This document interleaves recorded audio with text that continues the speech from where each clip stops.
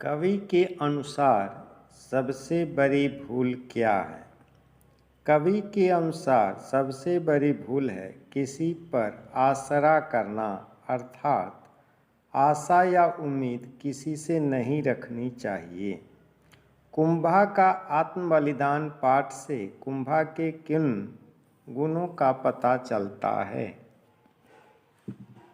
कुंभा का आत्म बलिदान पाठ से कुंभा के निम्नलिखित गुणों का पता चलता है। 1. कुंभा शौर्यवान था। कुंभा पराक्रमी था। कुंभा मातृभक्त था। कुंभा मातृभूमि के लिए सहर्ष बलिदान हो जाने को सदैव तत्पर रहने वाला वीर था। लेखक ने साइकिल सीखने के लिए कौन कौन सी तैयारियां की? लेखक ने साइकिल सीखने के लिए कपड़े बनवाए, उस्ताद ठीक किए, साइकिल मांग कर लाया, जेबक के 2 डिब्बे खरीद कर लाए। उसने वैसे मैदान को साइकिल सीखने के लिए चुना जहां कोई आता जाता नहीं था। हमें काम को कल के भरोसे क्यों नहीं छोड़ना चाहिए? हमें किसी भी काम को कल के भरोसे नहीं टालना चाहिए। हो सकता है भविष्य के कल में हम पर कोई विपत्ति आ जाए और हम काम को कर ही न सके। अतः काम निश्चित है और आज काम को संपन्न कर लेना चाहिए।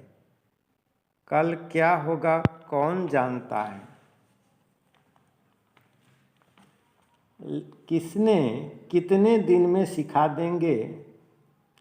लेखक ने तिवारी से कहा। नहीं सिखाया तो फीस लौटा देंगे, उस्ताद ने लेखक से कहा। छोटा मुंह और बड़ी बात करता है, लेखक ने उस्ताद से कहा। मुझे तो आशा नहीं कि आपसे यह बेल मत्थे चढ़ सके, लेखक की पत्नी ने लेखक से कहा। हम शहर के पास नहीं सीखेंगे, लेखक ने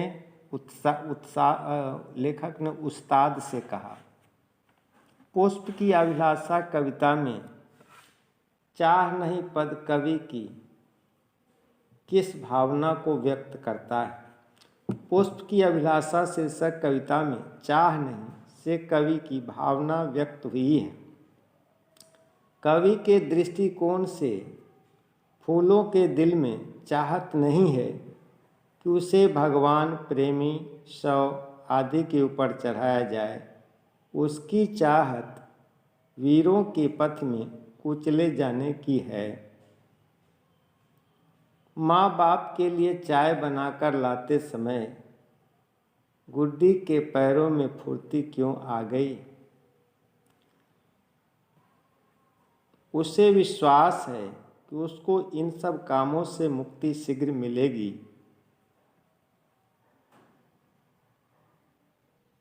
प्रधानमंत्री जी मुझे छुड़वा लेंगे, इस प्रकार का विश्वास पैदा होते ही चाय बनाकर लाते समय उसके पैरों में फुर्ती आ गई। अगर आपको 3 बार मांगने के लिए कहा जाए, अगर आपको 3 बार मांगने के लिए कहा जाए तो क्या मांगेंगे? अगर हमें 3 वर मांगने के लिए कहा जाए तो मैं निम्नलिखित वरदान मांगूंगा। 1. सद्विद्या प्रदान करें। 2. सदैव निरोग रहें। 3. अपने कर्तव्य पर बढ़ते रहें। सुयोधन को नर व्याघ्र क्यों कहा गया है? दुर्योधन को पांडव क्षमा, दया, तपस्या, त्याग, मनोबल सबका सहारा ले समझाने की कोशिश किए, पर दुर्योधन ने कभी पांडवों की इज्जत न की। क्षमाशील होकर जितना दुश्मन के समक्ष पांडव प्रस्तुत हुए, दुष्ट कौरवों ने उतना ही उन्हें कायर समझ परेशान किया। अतः दुर्योधन को नर रूपी व्याघ्र कहा गया है। कुंवर सिंह की युद्ध कला आप क्यों पसंद करते हैं? कुंवर सिंह ने अपनी युद्ध कला से अंग्रेजों के दांत खट्टे कर दिए, अतः हम उनकी युद्ध कला को पसंद करते हैं। सजा देने से पहले राजा को क्या करना चाहिए था? सजा देने से पूर्व राजा को अपराधी के अपराध के बारे में छानबीन कर लेना चाहिए था। आप किसी संकट के समय कौन कौन सा नंबर याद रखते हैं और उसका उपयोग कैसे करते हैं? हम संकट के समय 100 नंबर 100 नंबर याद रखते हैं। इस नंबर पर पुलिस की सहायता मिल जाती है। हम पास के बूथ या मोबाइल से 100 नंबर डायल करते हैं। दूसरी तरफ से हेलो की आवाज़ आने पर घटना की जानकारी, स्थान एवं अपना नाम एवं पता बताते हैं। कुछ देर के अंदर ही पुलिस उस स्थान पर पहुंचकर अपना काम शुरू कर देती है। हमें काम को कल के भरोसे क्यों नहीं टालना चाहिए? हमें किसी भी काम को कल के भरोसे नहीं टालना चाहिए। हो सकता है कि भविष्य के कल में हम पर कोई विपत्ति आ जाए और हम काम को कर ही न सके। अतः काम निश्चित है और आज काम को संपन्न कर लेना चाहिए। कल क्या होगा कौन जानता है? साइकिल का आपके जीवन में क्या महत्व है?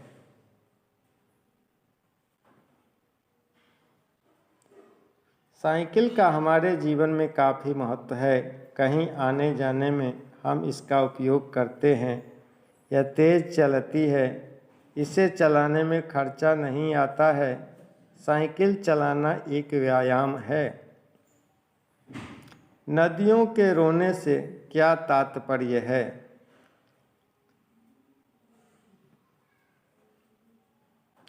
पर्यावरण बिगड़ने से नदियाँ सूख रही हैं, नदियाँ कूड़े करकट से पट रही हैं, उनके पानी गंदे हो रहे हैं। इस प्रकार नदियों में जल की कमी तथा नदियों का गंदा होना ही नदियों के रोने का तात्पर्य है।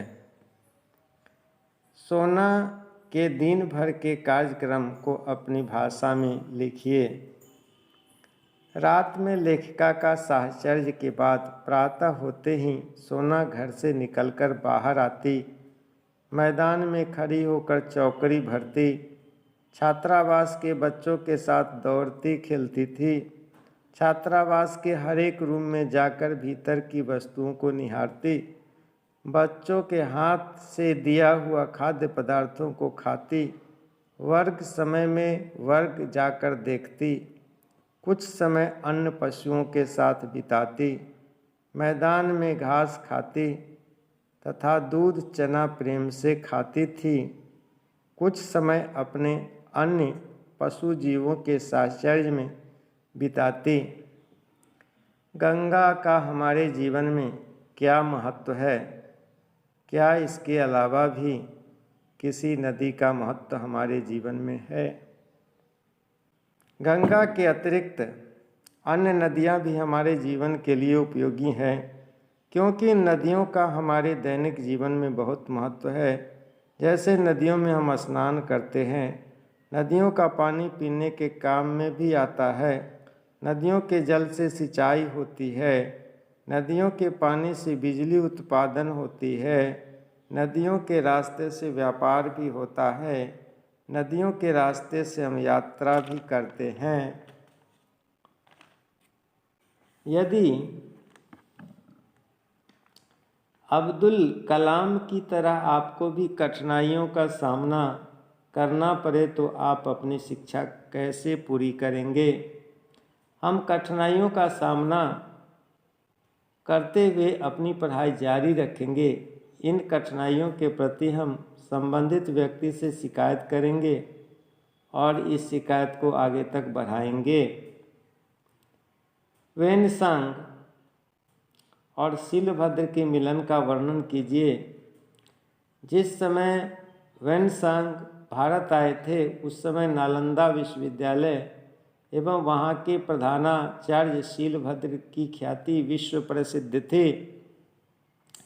जब शीलभद्र से मिलने वेनसांग नालंदा पहुँचे तो मिलने से पूर्व 20 भिक्षुओं ने वेनसांग को विभिन्न प्रकार की जानकारी दी। उसके बाद शीलभद्र के सामने उनको लाया गया। वेनसांग ने शीलभद्र के सामने घुटने के बल बैठकर सबसे पहले शीलभद्र के चरणों का चुंबन किया और भूमि पर सिर रख दिया। इसके बाद शीलभद्र के सम्मुख खड़ा होकर नम्रतापूर्वक बोला, मैंने आपके निर्देशन में शिक्षा ग्रहण करने के लिए चीन से यहाँ तक की यात्रा की है। मैं प्रार्थना करता हूँ कि आप मुझे अपना शिष्य बनाएं। शीलभद्र की आंखें भर आई और उन्होंने कहा, हमारा गुरु शिष्य का संबंध देव निर्धारित है। मैं काफ़ी समय से बीमार था। मेरी बीमारी इतनी दुखदाई थी कि मैंने जीवन लीला समाप्त करने की इच्छा प्रकट की। तब मैं एक रात सोया था। मैंने स्वप्न में देखा कि 3 देव आए हैं। उनमें एक का रंग स्वर्ण, दूसरे का स्वच्छ और तीसरे का रजत जैसा था। उन्होंने मुझे कहा कि मैं मरने की इच्छा वापस ले लूं और जीने की इच्छा प्रकट करूं, क्योंकि चीन देश से एक भिक्षु यहाँ धर्म ज्ञान प्राप्त करने के लिए आ रहा है और वह तुम्हारा शिष्य बनकर शिक्षा ग्रहण करना चाहता है। इसलिए तुम उसे भली प्रकार से शिक्षित करना। यदि आप नदियों का पानी गंदा करते हैं तो इस अपराध के लिए आप क्या करना चाहेंगे? नदियों का पानी गंदा करने पर हम नदी की साफ सफाई का भी ध्यान रखेंगे। हम आस पड़ोस में नदी की सफाई के प्रति जागरूकता फैलाएंगे। छुट्टी के दिन लोगों को एकत्र कर नदी की सफाई करेंगे। सूर्योदय और सूर्यास्त का वर्णन आप अपने शब्दों में कीजिए। सूर्योदय भोर में पूरब दिशा में होता है। भोर में सर्वप्रथम उजाला फैलता है। पक्षियों का कलरव शुरू हो जाता है। पूरब की तरफ नभ में लालिमा छाने लगती है।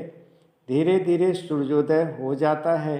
संध्या समय सूर्य पश्चिम की ओर आकाश में दिखता है। अस्त से पूर्व सूर्य लाल रंग का दिखाई पड़ता है। आकाश के बादल भी लाल सिंदूरिया रंग के दिखते हैं। पेड़ पौधे पर सूर्य की लाल किरणें पड़ने से लालिमा युक्त दिखते हैं। धीरे धीरे सूर्यास्त हो जाता है। वर्षा